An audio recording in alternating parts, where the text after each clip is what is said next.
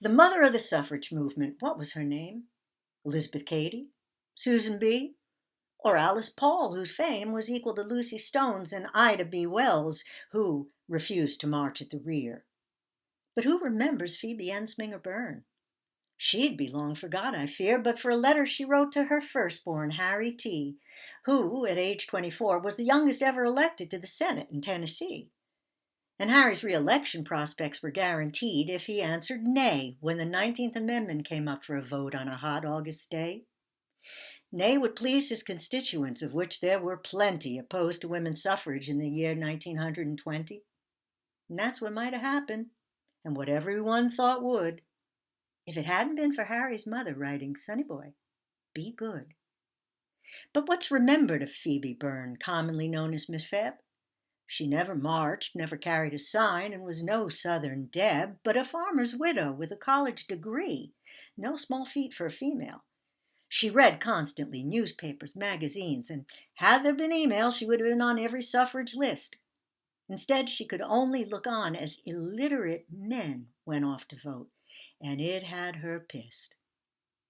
On August 18th, Nashville streets exploded with a racket of protesters with roses of yellow or red pinned to their jackets, the color signifying where they stood on suffrage, either for or opposed, the side to which Senator Harry Byrne, with his red rose, was disposed.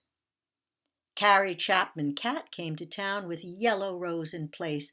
That ID'd her as a rat, which they called her to her face for supporting the amendment with its straightforward text, "The right of citizens to vote shall not be denied or abridged on account of sex." 7 decades of battle had come down to this. 35 states had ratified, but to pass took a perfect 36. With only 2 states left to choose to vote or to chicken out and table, North Carolina did what it was able to duck the vote and chose the latter, leaving Tennessee alone to settle the matter.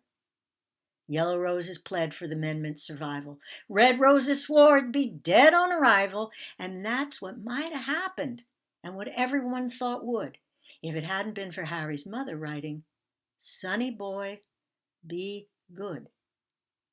For in Harry's pocket was a letter from his mother that went on for 7 pages about one thing and another, and how the rain had been so heavy they hadn't had the ford out, and then, "Hooray and vote for suffrage. Don't leave them in doubt." Then she wrote about a wedding and the family's vacation, adding, "Be a good boy and help Mrs. Catt put the rat in ratification." Byrne read and read and read again the words Miss Febb had penned, but still felt pressure to vote nay and bring the long fight to an end. The vote to table the amendment came up twice, and both times was a tie. With tabling off the table, the vote came down to nay or aye to ratify.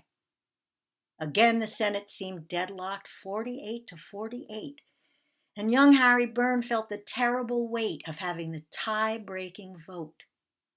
On his lapel was a red rose. In his pocket, Miss Febb's note. Which way, which way?